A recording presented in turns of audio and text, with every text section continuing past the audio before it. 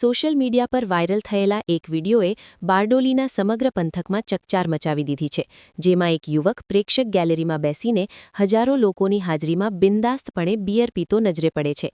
સમગ્ર ગુજરાતના અલગ અલગ જિલ્લાની મેચોનું આયોજન કરવામાં આવ્યું હતું, જેમાં આ યુવકે આવી હરકત કરતા બારડોલીનું નામ પણ ખરાબ થયું છે. ચોંકાવનારી બાબત એ છે કે જ્યારે આ યુવક નશાની લિજ્જત માણી રહ્યો હતો, ત્યારે તેની બાજુમાં જ સુરક્ષા માટે તૈનાત બાઉન્સર ઊભો હતો. છતાં બાઉન્સરની રહસ્યમય નિષ્ક્રિયતા અને આયોજકોની બેદરકારી સામે ગંભીર સવાલો ઊભા થયા છે. સૂત્રોના જણાવ્યા અનુસાર આ યુવક સ્થાનિક બુટલેગરનો પુત્ર મેહુલભાઈ હસમુખભાઈ રાઠોડ હોવાનું કહેવાય છે, જેના કારણે તેને પોલીસ કે કાયદાનો કોઈ જ ડર રહ્યો નથી. જ્યાં સામાન્ય જનતા તરસ છિપાવવા પાણી પી રહી હતી, ત્યાં આ વગદાર નબીરો જાહેરમાં દારૂબંધીના નિયમોને ઘોળીને પી ગયો હતો.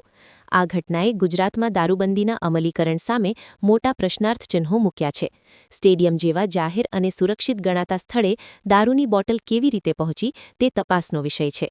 સ્થાનિકોમાં ભારે રોષ જોવા મળી રહ્યો છે અને લોકોની માંગ છે કે માત્ર મેહુલ રાઠોડ જ નહીં, પરંતુ આવા અસામાજિક તત્વને છાવરનારા આયોજકો સામે પણ કડક કાર્યવાહી થવી જોઈએ.